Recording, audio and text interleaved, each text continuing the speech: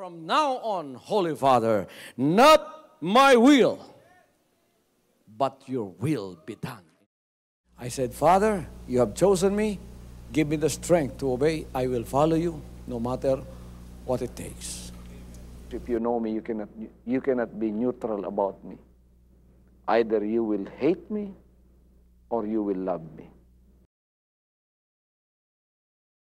Because there is only one important business in the world. It is the business of salvation.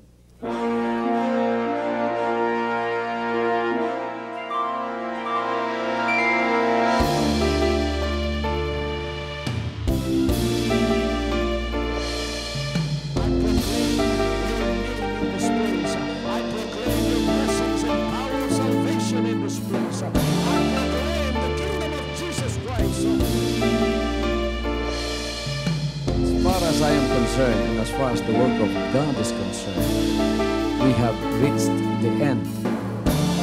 Last September 13, 2003. When you find God, you find His love. Because God is love. Ganon ang pag-ibig ng Panginoon. Walang katapusan na yan ay bumabalik-balik sa atin. If you want to receive, you have to give. Receive it by faith and say, Lord, I will touch up. Because the game plan of God was to save us from seeing through the power of love. He has completed His salvation works in the Spirit. After April 13th, the door is open for everyone to come. The salvation works of the Father is now completed in me. Salvation is here.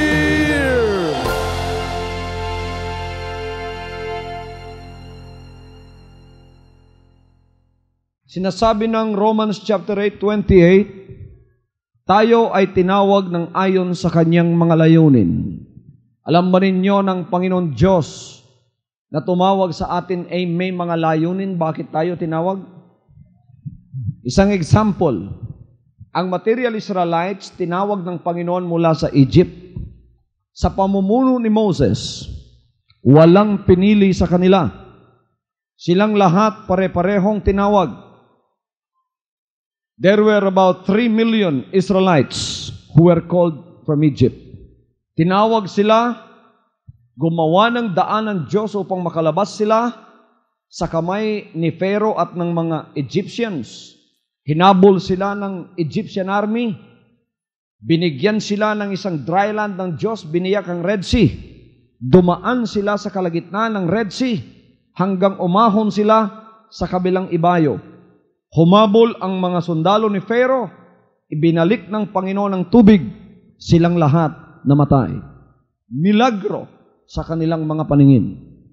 Lumakad sila ng 40 years sa wilderness.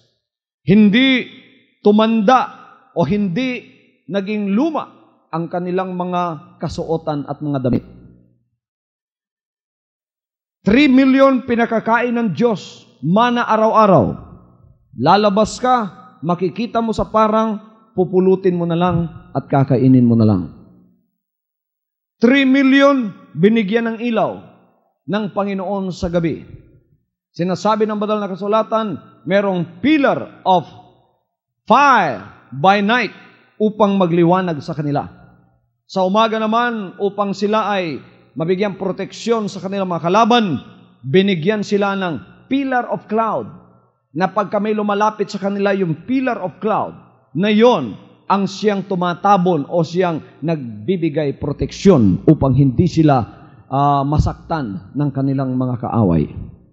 Mabuti ang Panginoon sa kanila, hanggang sa sila ay dinala doon sa Mount Sinai. At pagkatapos, mga kapatid, ibinigay ang kautusan sa kanila doon sa Mount Sinai. Tinawag sila sapagkat ang layunin ng Diyos, ang Israel ay maging bayang totoo ng Panginoon. Isang bayan na siyang nakakakilala sa Panginoon, isang bayan na siyang sumasambang tunay sa Panginoon, at isang bayan na tatanggap ng lahat ng kanyang pangakong pagpapala.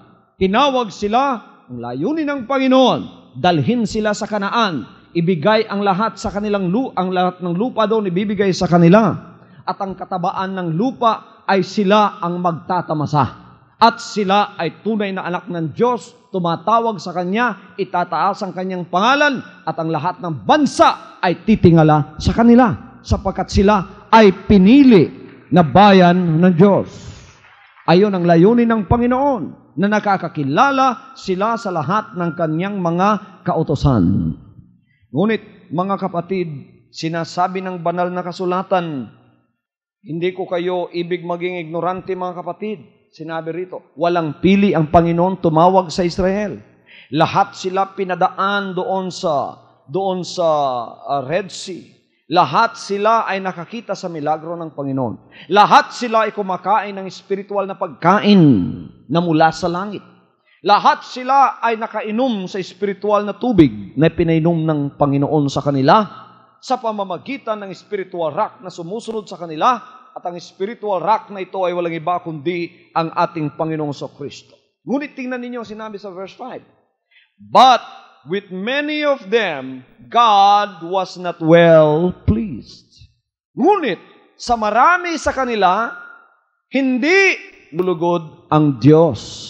Sapagkat sila, mga kapatid, pagkatapos na iligtas sa Ehipto, ay hindi at ayaw lumakad sa mga kalooban ng Panginoon. Kaya hindi nalugod ang Panginoon sa kanila. Alam ba ninyo na tayo ay tinawag upang maging kalugod-lugod sa Panginoon? We are called to please God. Mga kapatid, pakinggan ninyo ito. Tayo ay tinawag upang maging kalugod-lugod sa Panginoon. Paano tayo magiging kalugod-lugod sa Panginoon?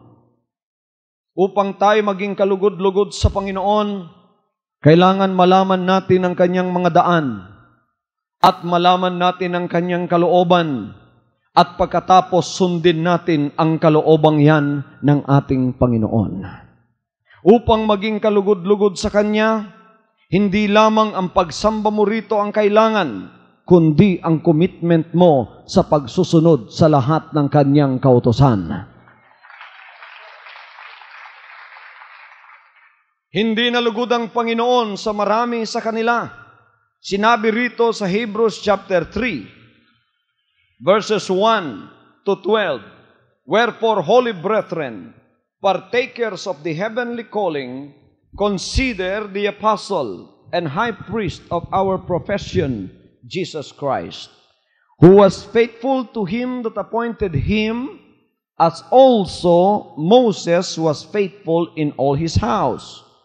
For this man was counted worthy of more glory than Moses, inasmuch as he who hath builded the house hath more honor than the house. For every house is builded by some man, but he that built all things is God. And Moses verily was faithful in all his house as a servant for a testimony of those things which were to be spoken after. But Christ as a son over his own house, whose house are we, if we hold fast the confidence and rejoicing of the hope firm unto the end? Wherefore, as the Holy Ghost saith, Today, if you hear His voice, harden not your hearts as in the provocation. Ngayon, pagka naririnig ninyo ang boses ng Diyos, huwag ninyong patigasin ang inyong puso tulad ng ginawa nila noon. Narinig ba ninyo yon, mga kapatid? Huwag ninyong patigasin ang inyong puso tulad ng ginawa nila doon sa wilderness o sa ilang. When your fathers tempted me, proved me, and saw my works 40 years. Sabi niya rito, nang ang inyong mga ama, tinempt nila ako, sinubukan nila ako, pagkatapos nakita nila ang mga gawa ko sa loob ng 40 taon. Anong ibig sabihin doon na tulad ng mga ama ninyong nag-tempt sa akin, sinubukan nila ako, nakita lang mga gawa ko. Pagka sinusubukan mo yung isang tao, palagi mong gustong patunayan niya sa iyo kung siya ay tunay.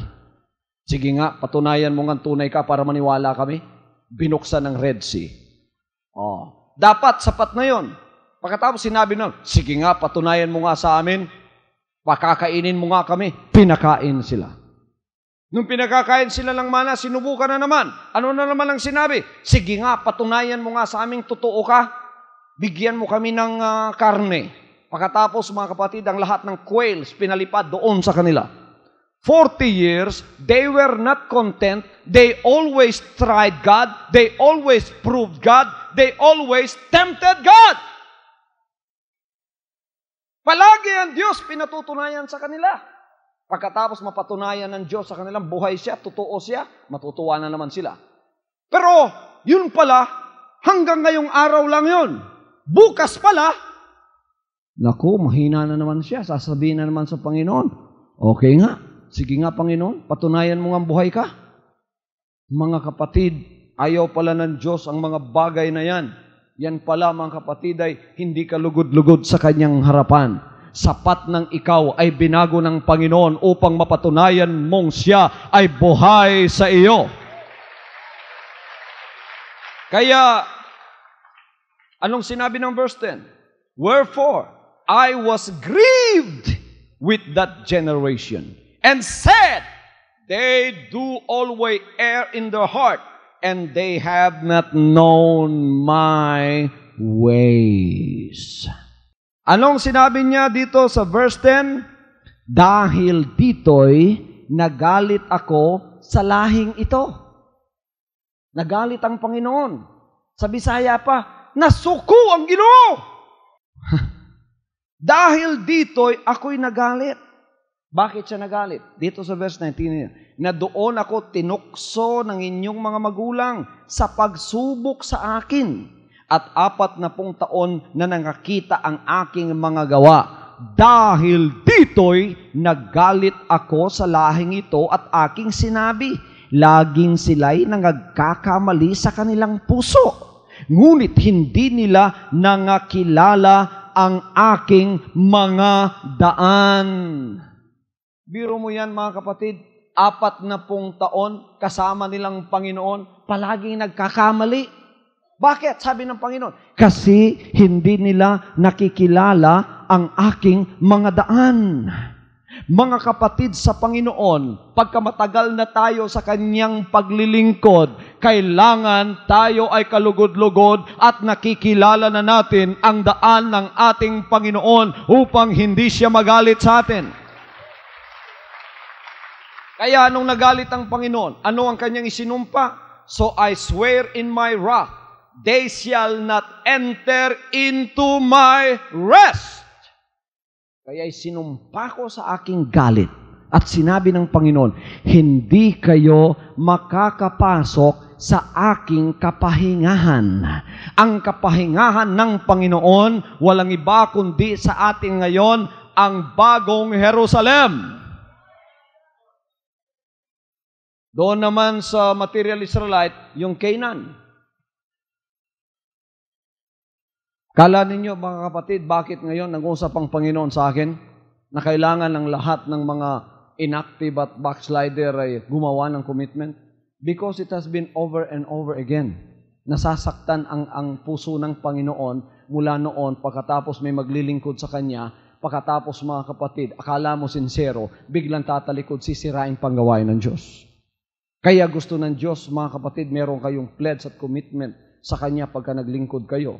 Na pagka tumalikod kayo, talagang ang Panginoon ay merong habol sa inyo.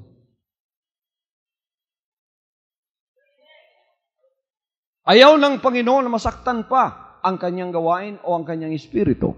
Kailangan pa naglilingkod tayo ngayon. Serious tayo sa paglilingkod. Tingnan nyo rito. Naisumpa ng Panginoon, sabi niya, hindi kayo makakapasok sa aking kapahingahan.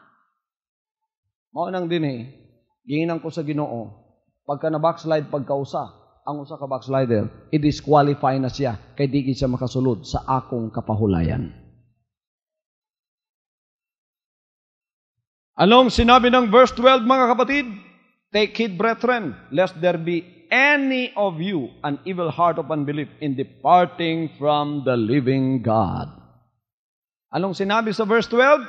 Sinabi dito sa verse 12, mga kapatid, magsipag-ingat kayo mga kapatid, baka sakaling meron sa kanino man sa inyo ng isang pusong masama na walang pananampalataya na naghihiwalay sa inyo sa Diyos na buhay. Kaya hindi pwede yung alinlangan dito, yung palaging nagda-doubts. Yung doubts mo, yun ang papatay sa paglilingkod mo. Aalisin ka ng Panginoon. And the Lord said, you will not be worthy to follow in this ministry of mine because those that will follow me should have faith. Hebrews 11:6, without faith, it is impossible to please God. Sunod ka lang sunod sa Diyos, wala kang pananampalataya, kaya katagalan, ano mangyayari sa'yo? Maging critic ka na lang. Pagkatapos mga kapatid, lahat na lang nakikita mo, masama na. Lahat ginagawa mong masama. Pagkatapos mga kapatid, yung espiritu mo, hindi na maganda sa harap ng Diyos. Ayaw ng Diyos yan. Gusto niya pagka sumunod ka sa Kanya, may pananampalataya ka. Pagka may pananampalataya ka, nalulugod ang Diyos sa iyo. Pagka may pananampalataya ka, makikilala mo ang Kanyang mga gawa. At pagkatapos makakasunod ka sa Kanyang mga daan. We are called to please Him. Tayo ay tinawag upang maging kalugod-lugod sa ating buhay na Diyos. Tingnan ninyo mga kapatid, ang sinabi riyan ng Panginoon, pakatandaan natin yan. Kaya sabi niya, ako'y nagalit sa lahing ito, at pagkatapos sinasabi kong palagi sila nagkakamali sa kanilang mga puso, at hindi nila nakakakilala ang aking mga daan. Kaya nagalit ang Panginoon sa kanila. Tayong mga anak ng Diyos, sa spiritual na ministry, na binigyan ng isang spiritual na Moses, at kayo'y ginawang spiritual Israelite, at spiritual Jerusalem ang pupuntahan natin. Huwag nating sundan ang kanilang mga hakbangin tulad ng ginawa nila doon na sinabi ng 1 Corinthians chapter 1 verses to 10, 1 to 12. Anong sinabi niya? Sinabi niya, iyon ay isinulat upang maging example sa atin na huwag tayong sumunod sa kanilang mga kalikuan. At yan ay binigay upang maging example na tayo ay lumakad sa katuwiran ng ating Panginoon Diyos. Tinawag tayo ng ayon sa Kanyang mga layunin. Ano pang layunin ng Diyos? Bakit tayo tinawag? Tinawag tayo sa layuning tayo ay kailangang magkaisa. Ang unity ba ay kalooban ng Diyos? Tingnan natin ang Psalms chapter 133 verse 1. Behold, how good and how pleasant it is for brethren to dwell together in unity. Behold, how good and how pleasant it is for brethren to dwell together in unity. Masdan ninyo na pagkabuti at pagkaligaya sa mga magkakapatid na magsitahang magkakasama sa pagkakaisa. Ang lahat ay magsabing pagkakaisa. Mabuti ba ayon sa banal na kasulatan ang pagkakaisa? Anong sinabi ng 133:1 ng Psalms? Ulitin natin. Masdan ninyo na pagkabuti at pagkaligaya sa mga magkakapatid na magsitahang magkakasama sa pagkakaisa. We are called for unity. Unity should mean living in harmony with other members of the body. Unity should mean living in harmony with other members of the body. Hindi tayo tinawag upang hindi magkaisa. Tinawag tayo upang tayo ay magkaisa. Kasi pagka tinawag tayo at pinulong ng Panginoon, tayo ay magiging isang katawan. At bilang isang katawan, tayo ay kailangang magmamahalan ang isa sa isa. Kaya inutos ng Panginoon, love one another. so that the world may know that you are my disciples.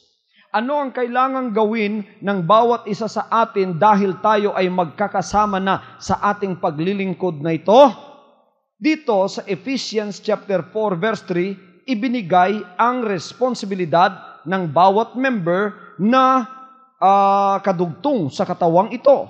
Anong sinasabi ng Ephesians chapter 4 verse 3? Na pagsakitan ninyong ingatan ang pakikipagkaisa sa Espiritu sa tali ng kapayapaan. Endeavoring to keep the unity of the Spirit in the band of peace. Ang ibig sabihin, mga kapatid, talagang pagsikapan natin na yung pagkakaisa natin ay hindi mawawala. To endeavor means to give an extra effort in order to bind. Endeavoring to keep the unity of the Spirit in the band of peace. Pagsikapan natin ang ating pagkakaisa ay manatili sa pamamagitan ng tali ng kapayapaan. Hindi tayo tinawag ng Panginoon upang tayo ay magkakawatak-watak. Tinawag tayo upang magkakasundo-sundo na bilang bahagi ng kanyang katawan. Anong sinasabi ng 1 Corinthians chapter 12? Mga kapatid, napakaganda ng sinasabi ng 1 Corinthians chapter 12, magpapasimulang verse 12.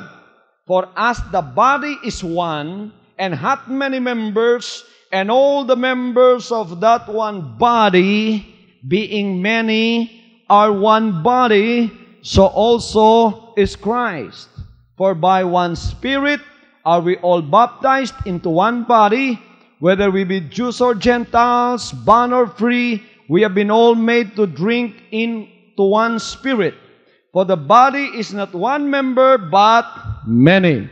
If the foot shall say, because I am not the hand, I am not of the body, is it therefore not of the body? If the ear shall say, because I am not the eye, I am not of the body, is it therefore not of the body?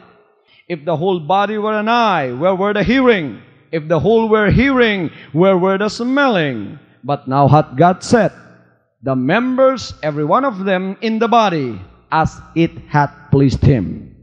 Pagkatapos sa verse 25, that there should be no schism in the body, but that the members should have same care one for another.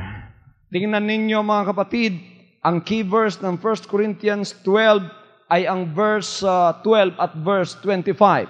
Yun na lang babasahin natin sa wikang Tagalog. Anong sinabi sa verse 12?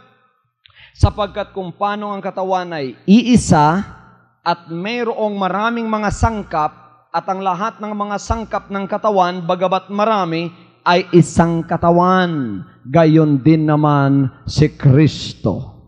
Verse 25, upang huwag magkaroon ng pagkakabahabahagi sa katawan, kundi ang mga sangkap ay magkakaroon ng magkakasing isang pag-iingat sa isa't isa. Hindi layunin ng Diyos na tinawag tayo, idinugtong tayo, paa, kamay, katawan, lahat nagkakadugtong, pagkatapos mag-aaway-away ang ating katawan. Mayroon ka bang nakitang katawan, inaaway ang paa? Mayroon ka bang nakitang kamay, inaaway ang ulo? Mayroon ka bang nakitang paa, inaaway ang ibang bahagi ng katawan? Look, our parts of the body are given to us for the care and good of the body. Kayo, member ng katawan ni Kristo, kayong lahat. Lahat ng member ng katawan ni Kristo dito, itaas ang kamay. Anong layunin ng Diyos? Bakit kayo nilagay dito? Upang tulungan ninyo ang katawan ni Kristo. Upang tulungan ninyo ang katawan ni Kristo. Anong bahagi kayo sa katawan ni Kristo? Sino rito ang nakaka-feel na sila ay kamay? Sino ang nakaka-feel dito na sila ay paa?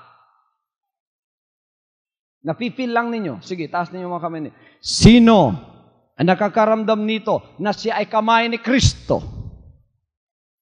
Nadadama ninyo na kayo ay paa ni Kristo?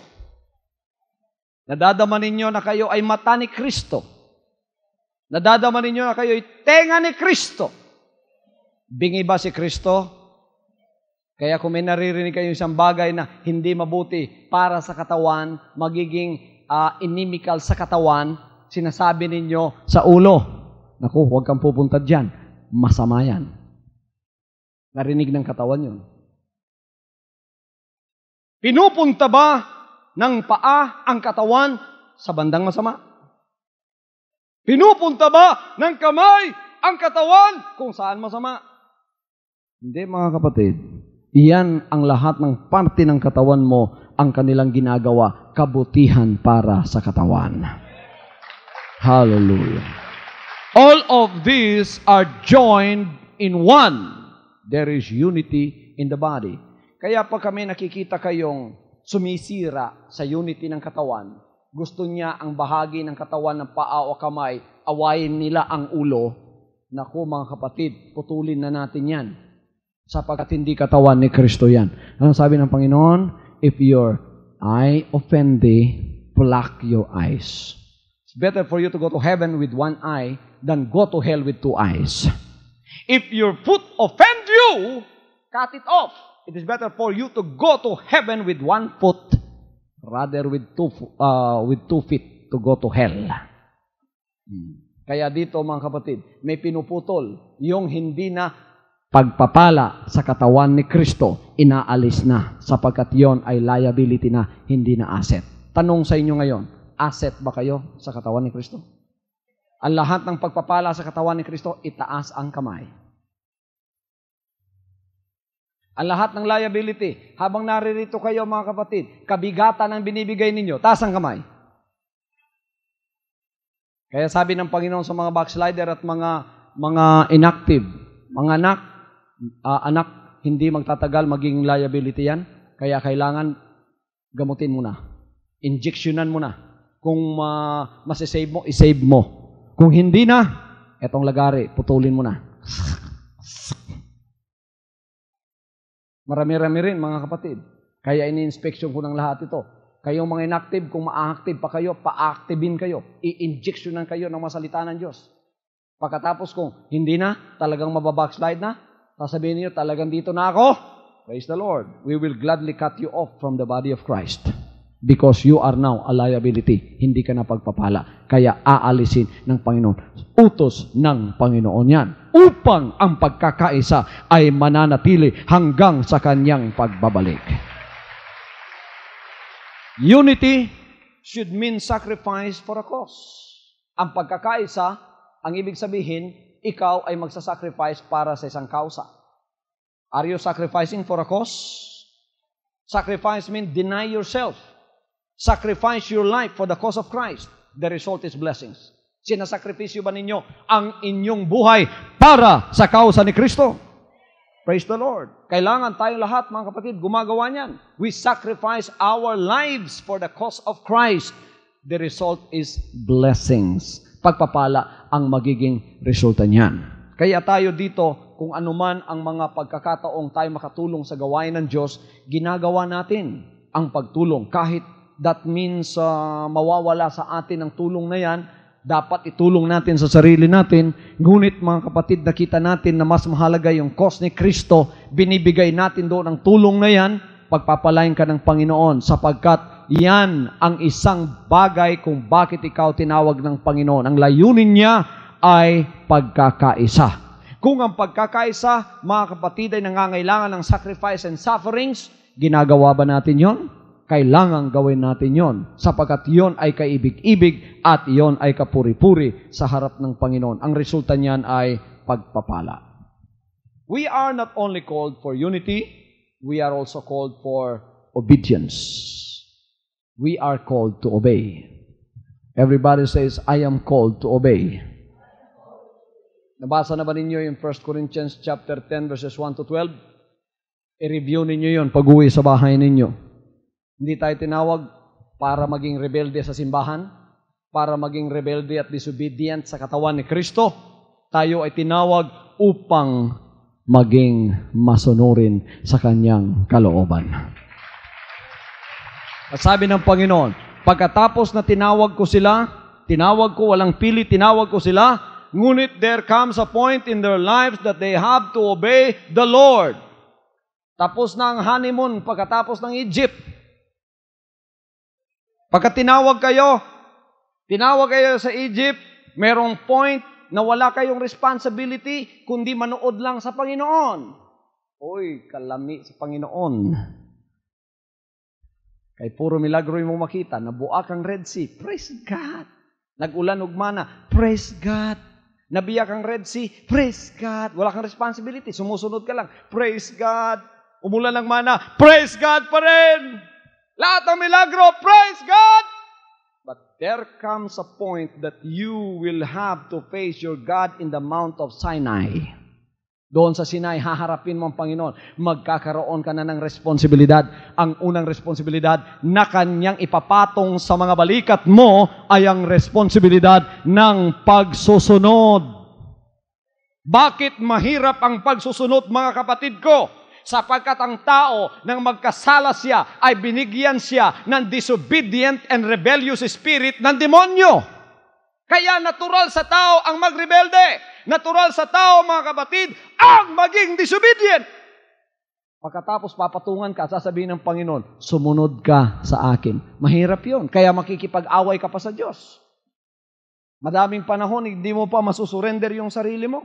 Pagkatapos yung disobedience, pagkatapos yung rebellious spirit, dadagdagan pa ng pride, talagang nasira na. Amen? Yung rebellion, yung disobedience, dagdagan pa ng pride, talagang nasira na ang buhay mo sa espiritu. Hindi mo na maibababa yung sarili mo, hindi ka na nga sumusunod, rebelde ka na nga sa mga kalooban ng Diyos. Pagkatapos sinabi ng Diyos, sumunod ka because obedience means humility.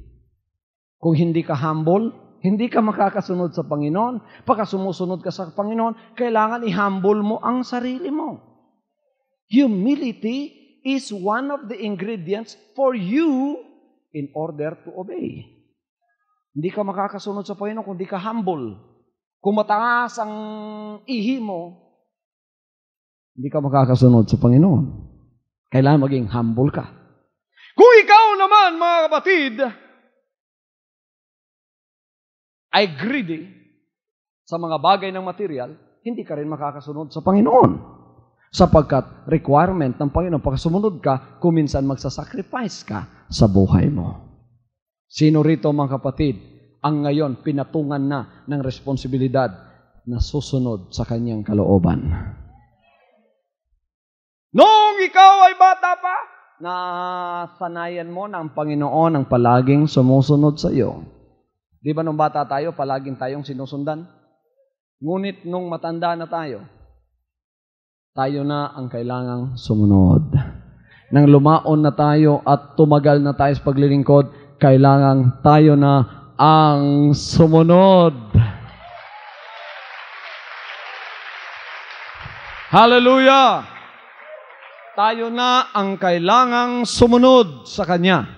At yan ay isang responsibilidad na nakapatong ngayon sa balikat ng Israel. Sumunod kayo, sabi ng Panginoon, sapagkat sila, mga kapatid, ay natural na mga rebellious, natural na mga makasalanan, marami sa kanila ang hindi sumunod sa Panginoon. Ano ang nangyayari?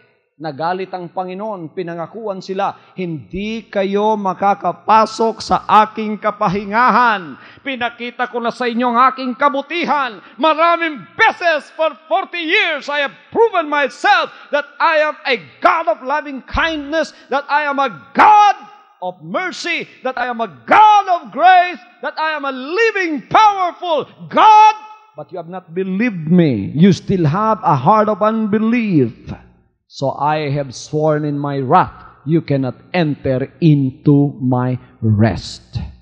Pinutol yung marami sa kanila, hindi sila nakapasok sa kapahingahan ng Panginoon.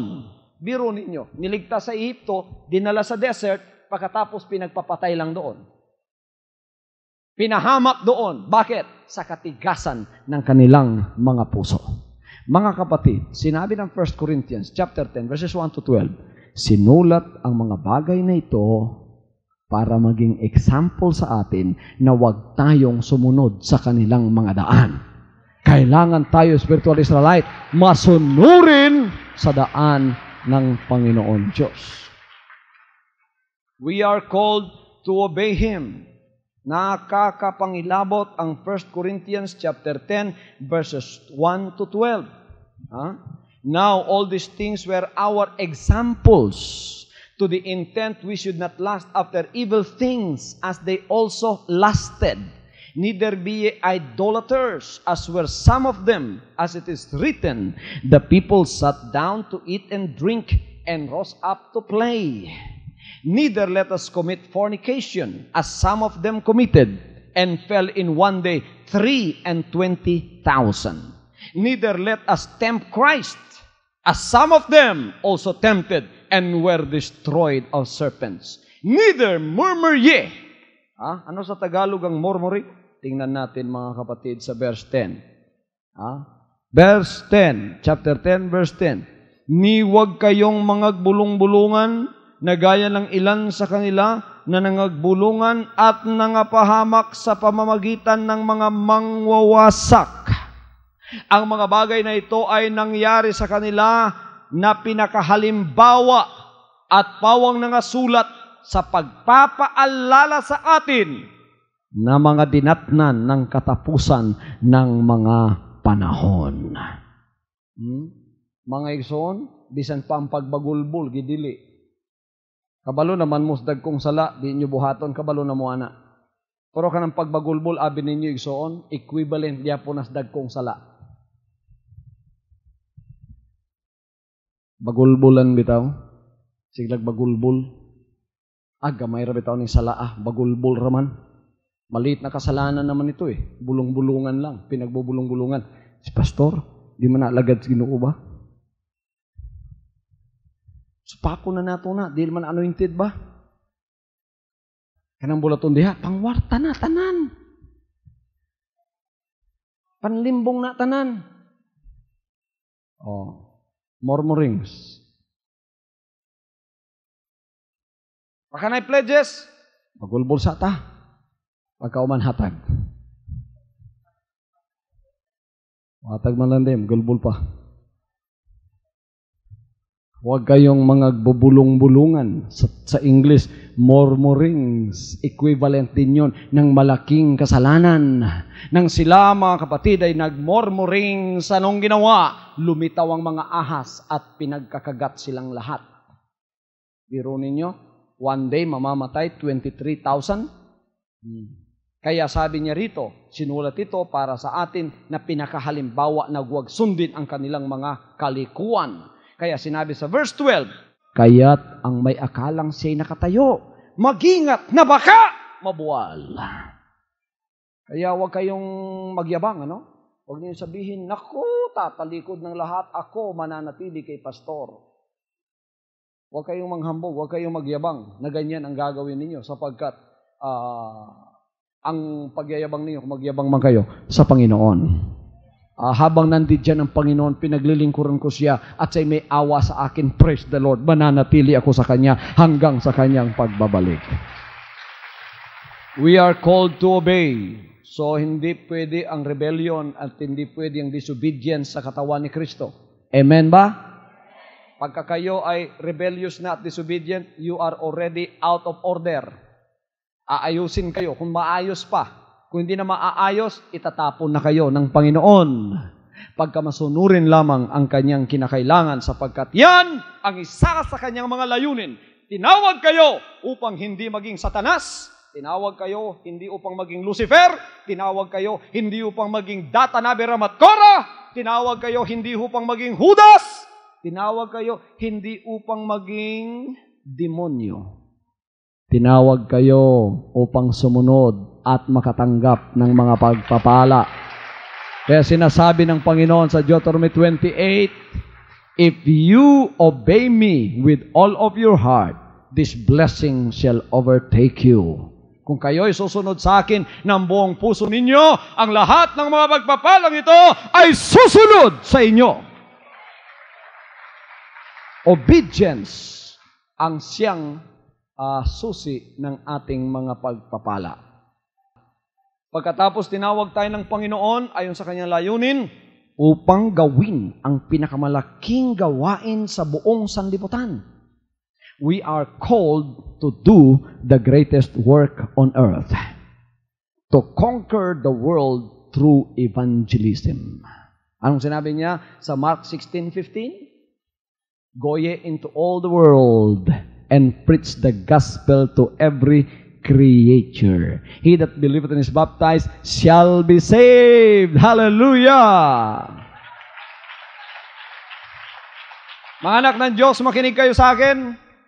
Dito sa Jesus Christ, the name above every name, hindi tayo tinawag dito upang magrebelde. Hindi tayo tinawag dito upang makipag-away sa pastor. Hindi tayo tinawag dito upang magbulong-bulungan at magmurmuring. Hindi tayo tinawag dito upang maging Judas. Hindi tayo tinawag dito upang maging Lucifer. Hindi tayo tinawag dito upang kagatin ng kamay. Hindi tayo tinawag dito upang awayin ang ulo. Hindi tayo tinawag dito upang ang kamay ay pag-awayin mo. Sabihin mo sa kanya, naku, anong sinasabi niya sa iyo? Naku, pagkatapos sasabihin mo, babaligtarin mo naman yung sinabi mo doon. Pinapag-away mo yung dalawa. Hindi tayo tinawag dito para dyan. Tinawag tayo rito para gawin ang pinakamalaking gawain sa sanlibutang ito. Ano yan? Na tayo mga kapatid, manaig sa buong sanlibutan sa pamamagitan ng Ebanghelyo ng Panginoon, pangangaral ng magandang balita at pagliligtas ng mga kaluluwa. Yan ang pinakamalaking gawain kung bakit ang Jesus Christ, the name above every name ministry, ay naririto sa ibabaw ng lupang ito. Kaya inanointan yung pastor, kaya itinayo mga kapatid ang ministry ito. Gusto ng Panginoon i-invade natin ang buong sanlibutan. Sa pagpapasimula pa lang ng ministry ito, praise God, pinakita sa akin ang buong sanlibutan ng Panginoon. Ipinakilala kahit ang mga bansa na pupuntahan ng ministry ito. Ipinakilala mga kapatid na ito, isang araw ay makikita sa television sa buong sanlibutan. Upang may pangaral ang mensahe ng magandang balita. Hindi kayo tinawag upang umupo lang at maging palamuti. Hindi kayo tinawag upang umupo at maging criticizer. Hindi kayo tinawag umupo pagkatapos mga kapatid walang gagawin. Hindi kayo tinawag para lang umupo at maging flower vase sa bahay ng Panginoon. Hindi kayo tinawag upang maging a piece of furniture in the house of God.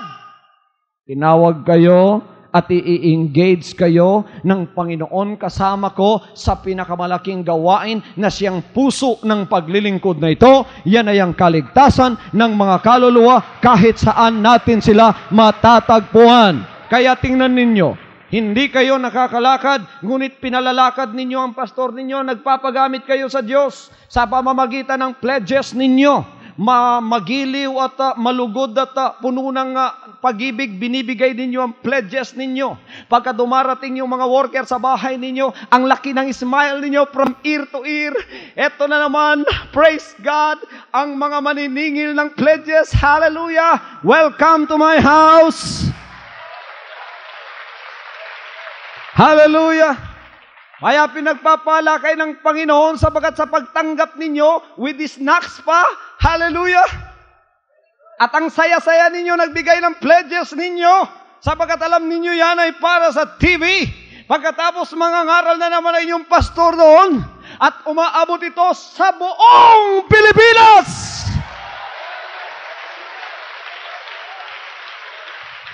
Kaya naman ang dividends ng inyong ginagawa, kahit hindi kayo nakakalakad, nakakapunta. Pagka ako'y pumupunta sa mga concert crusade, Naku mga kapatid, tingnan ninyo kung ano naman ang dividend ng pledges na ginagawa ninyo. Bawat sentimong binibigay ninyo, isang kaluluwa ang naaabot sa pangangaral na magandang balita. This ministry needs you also because you are the hand of God in which the money of God from heaven is passing through. That's why when you give your pledges, you are giving it with all of your love. You need me, I need you, we need the Lord needs us, and we are doing all together the work of the ministry in preaching the gospel to every creature. And then the Holy Spirit is the one providing for that power in order for that power to penetrate the thick veneer of the hearts of sin in the hearts of men and women that are still in the kingdom of darkness. Hallelujah!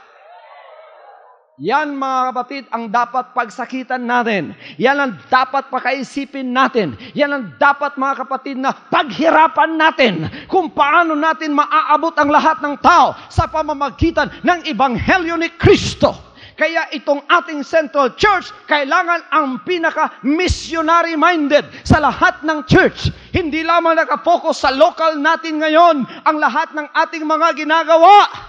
Hindi na tayo localize. Hindi tayo nationalize. Kailangan internationalize na ang mga utak natin. Kaya itong paglilingkod na inyong kinalalagyan, hindi maliit na paglilingkod, hindi maliit ang utak ng Diyos natin dito. Ang utak ng Diyos natin dito, pangbuong sanlibutan. At ito'y pinadadaan sa inyong pastor at kailangan makisama kayo sa pag-iisip na yan. Kailangan tayo ay magkaisa sa gawain na yan. Sapagat yan ang layunin ng Diyos. Bakit tayo tinawag? Yan ang pinakamalaking layunin. Bakit ako inanoint ng Panginoon? Hindi ako inanoint upang makipag-away ng babae. I was not called to fight women. I was not called to fight anybody. Very, very petty. Kung inanoint ako ng Panginoon para makipag-away sa isang tao, sabi ko, Panginoon, iyon na ang anointing na yan. Kaya ako inanoint, itong sinasabi ko sa inyo, mga kapatid, ito ang dahilan.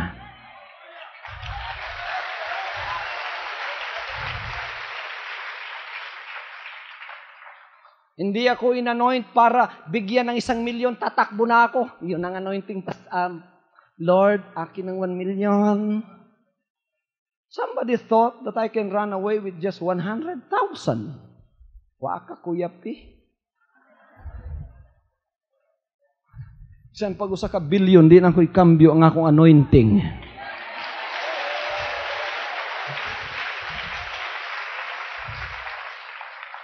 Everybody say amen. You can have all of the world. Don't take my anointing away. Bisan sa tamayong, mubalik na lang ko dito, sa tagoy na lang ko igsoon, mga unggoy na lang kong kauban dito, ang akong anointing, di na ko ikambyo. Praise God. Kinira ba nga akong inasultig zone? Tinuot ni. Tinuot ni, kaya nasulayan ako. Di na ako sulayan pa, kaya nasulayan ako. I don't have to be tried with money because the Lord already tried me with money. And I passed. Di ba sa korte, basta gitry na kagkausa, di na ka pwede try kaduha. That is double jeopardy. Maugyapon din he. Many are doubting me about money. Wa mo kuyapi. Many are doubting me about the flesh. Wa mo kuyapi. Many are doubting me about pride. They said, I might overtake the Lord. The people might worship me. And I might overtake the Lord. Ayaw na kung yung kabalak idiha in town. Kaya adlaw-adlaw igsoon mo na itong trabaho sa Ginoo, sa tubangan niya. Praise God. Pamatud-an ako diha. Gikan ko sa kapagka-ebanghelista nga kuyaw kayo, gihimo kong boy sa Ginoo. Gipakigubang kog tao, ang sulti sa Dios nako mao ni, ikaw may tighuga sa iyang plato, ikay tigbitbit sa iyang sapatos. Gibuhat nako. Gitamakan na ako akong pride. Kay may sugo sa iyo. Gitamakan na ako akong pride. Pagkabuntag, ako'y tiguga sa implato. Ako'y tigbit-bit sa sapatos. Praise God. Nakapasar ko. Kung karon, doon ay tudlo sa inyong leader, ug moingon nga mopuli sa akong dapit, niya ako'y mahimon yung assistant, tigbit-bit sa inyong sapatos, basta gitudlo mo sa Diyos, may akong buhaton. Kung sugo sa Ginoo, I don't have pride left. Wala na'y pride. Ang pride na ako sa Ginoo na tanan. You know, I am proud when the work of God is prospering. Pagkang gawain ng Diyos, sumaabante mga kapatid, yan ang pinakamalaking pride ng puso ko. Pagkang pangalan ng Panginoon itinataas, marami ang nagbabagong mga kaluluwa at lumalapit sa kanyang harapan at ibinibigay ka ng puso, iniiwan si Satanas ang kasalanan. Yan ang pride ng puso ko. Sinasabi ko, praise God, I am proud because of you, Lord. You are doing this work. Everybody say amen. That's why we are engaged in a war. This is the war against the devil. We are invading the territories of darkness. That's why the devil is so mad against us. Talagang galit na galit ang demonyo sa atin sa mga panahong ito. Bakit? Engage tayo sa pinakamalaking gawain ng buong sanlibutan. Sino hindi magagalit na demonyo riyan? Mga kapatid, doon sa mga gawin ng pumunta kami doon ang lahat ng mga kaluluwa doon, imbes na pumunta doon sa mga artista, ang dinudumog yung Jesus Christ. Magagalit ang demonyo riyan. Sapagat maraming magbabago. Nagbaptize kami kinaumagahan. Napakarami. Kaya hindi ako nakauwi ng maaga. Nakauwi ako kapon, mga alas 5 na ng hapon. Dahil marami kaming binautismuhan. Kala ko, madaling araw pa, uwi na ako. Hindi ako nakauwi ng maaga dahil sa maraming kaluwang binautismuhan.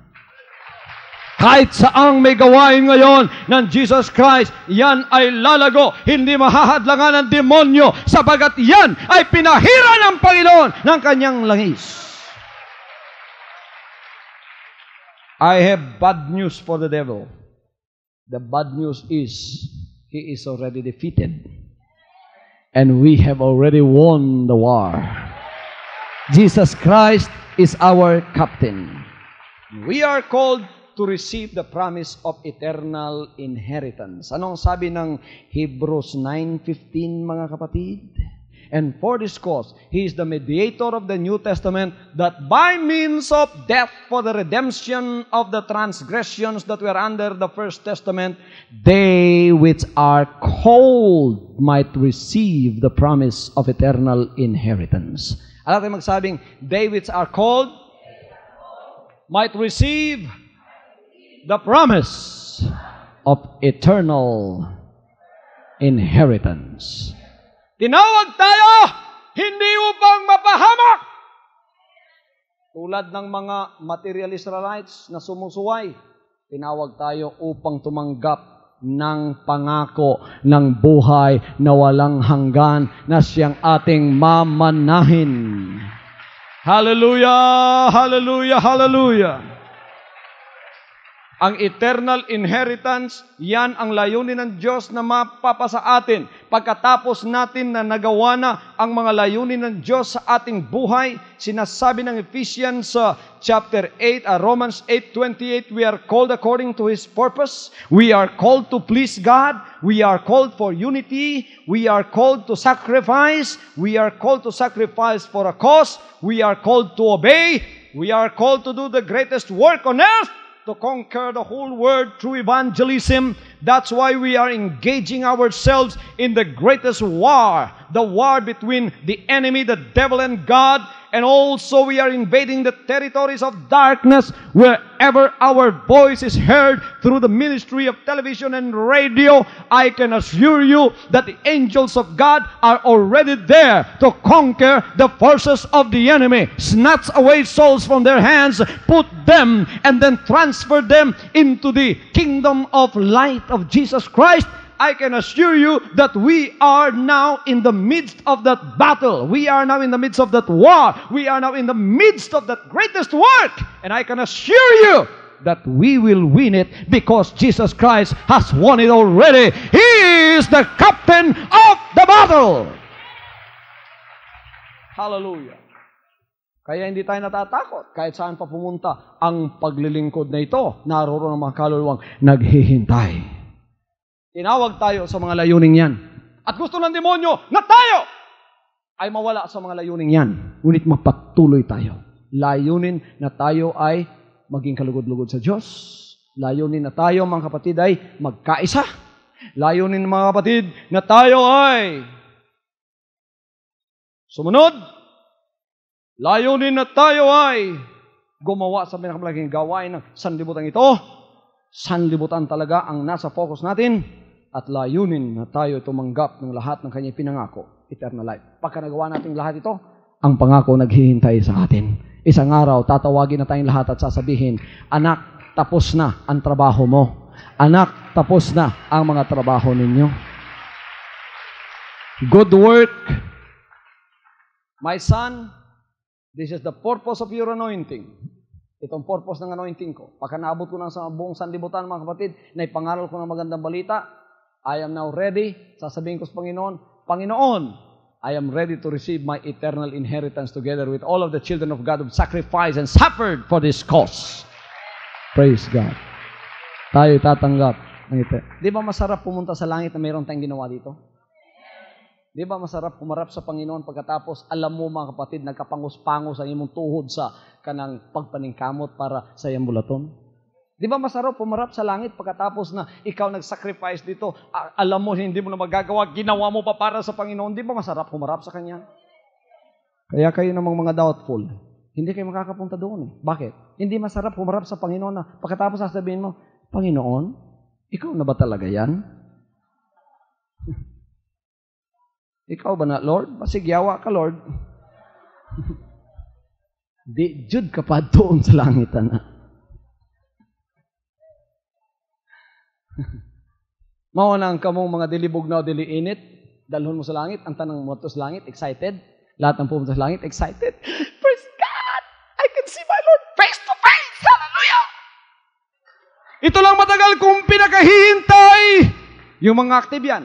Ito ang pinakabalit kong hinihintay. Hallelujah! Kaya ako ay nagbuhos ng buong buhay ko upang ang moment na ito makita ko ang Panginoon. Excited ka? Kaya yung inactive hindi pupunta doon.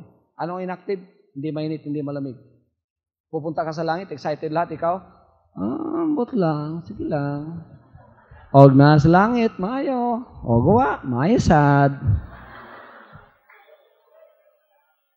Og musimba, may mans pastor, wang ko'y supak niya. Og di mo simba, may sad. Og paluwapon, praise God, painom mo kape, og di pod, wapod. Di jud kamuatog langit, anak. Kalakiha. Pag-abot ni mo sa langit mo yung ka nga, niya diri, mayo man, langit, wapo man. Og ibalik sa libutan, sugot sad.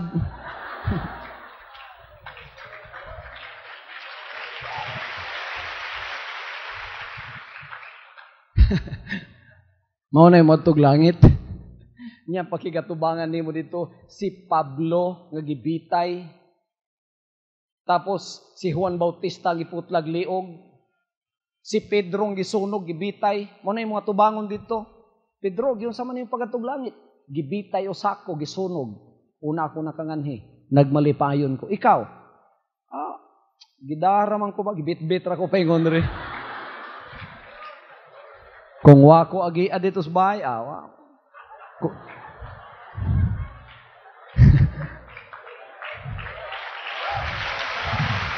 Praise God.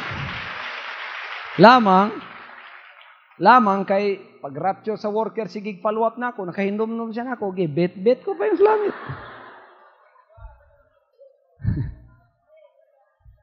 Kay katong workera, kugihan man tugikan sinugdan, tulog pa gani ko, alasotso na, ulaton pa ko, maligo pa ko, kugihan kayo. Pag-rapture, tulog man ko, bira na lang ko. Kana may matug langit, di, jud ka matug langit, anak. Mga nang ay nalag-usik-usik og panahon, kung inana ka antos pagbalik sa Ginoo, padaplin, ingon ng Ginoo. Padaplin, di ka angayan. Disqualified ka. Ang katong excited lang, katong nahibalo lang sa purpose sa Diyos, mauray matug langit. Praise God. Tayo'y tinawag upang tumanggap sa pinangakong eternal life. Ngunit kailangan malaman natin ang layunin ng Panginoon sa ating mga buhay dito sa sanlibutan ito. At maging masigasig at maging matagumpay na yan ay gawin. Yung hindi mainit, hindi malamig, hindi pupunta ng langit yan. Yung mga alinlangan, kinoconvince mo hanggang ngayon na totoo ito. Tumabi na kayo sapagkat hindi kayo talaga pupunta ng langit. Kailangan mga kapatid, mag-decide kayo sa inyong paglilingkod. Panginoon, ito na nga ang paglilingkod. Ang lahat ng sign, ibinigay mo na sa akin. Ako'y mananampalataya ng buong puso. At ako ay bubuhos ko ang buhay ko sa paglilingkod na ito. Ito na nga. Pagkatapos, sumunod ka hanggang sa katapusan. Tulad ng pastor mo, tulad ng ibang mga member dito, talaga nagbuhos ng kanilang mga buhay. Kahit anong dumating na mga trial sa buhay mo, sabi mo sa demonyo, my heart is fixed. Trials are come in order to try you and purify you. But if you are already tried and purified, wala na trial sa buhay mo na hindi mo mananaig, hindi ka makapapanay. Kailan, mga kapatid, sabihin mo sa demonyo, wala ka ng chance sa buhay ko para sa Panginoon. Lahat ito. Para sa inyo, nasa harap ninyo yung TV, mananalangin ako para sa inyo sa mga sandaling ito. Kung mayroon kayong pangangailangan at naway nakapagpatibay ang mga salitang ito sa inyong mga pananampalataya riyan, panghawakan ninyo, mga kapatid, ang pananampalataya ninyo. Huwag niyong pabayaan ng demonyo na lumapit sa inyo at pagkatapos ay hipuin na naman kayo at alisin sa inyong katatagan sa Panginoon.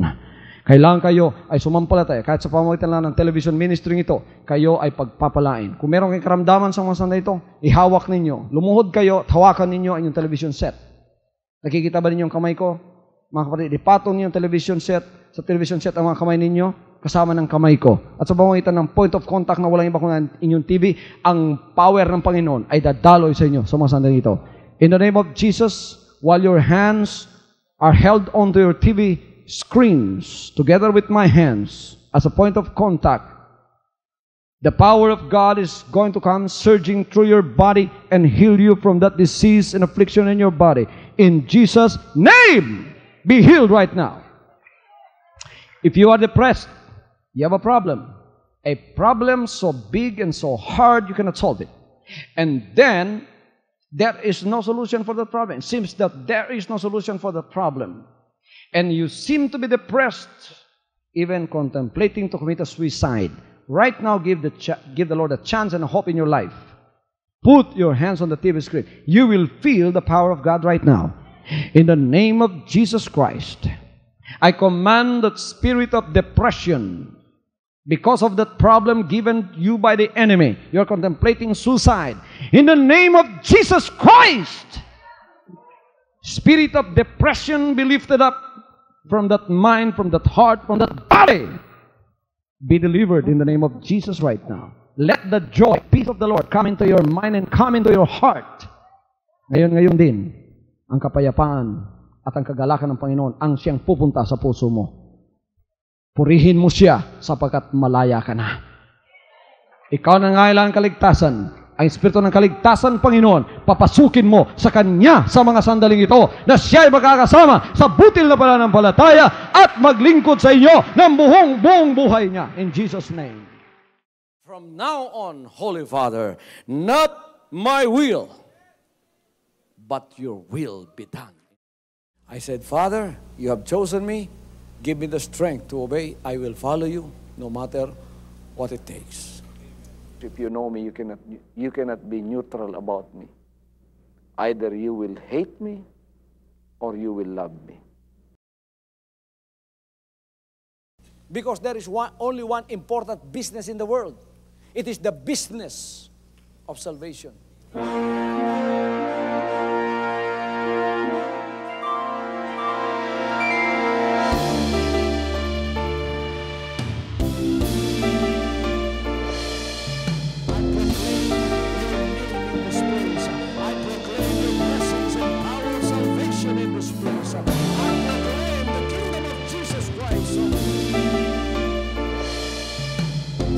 I am concerned, and as far as the work of God is concerned, we have reached the end.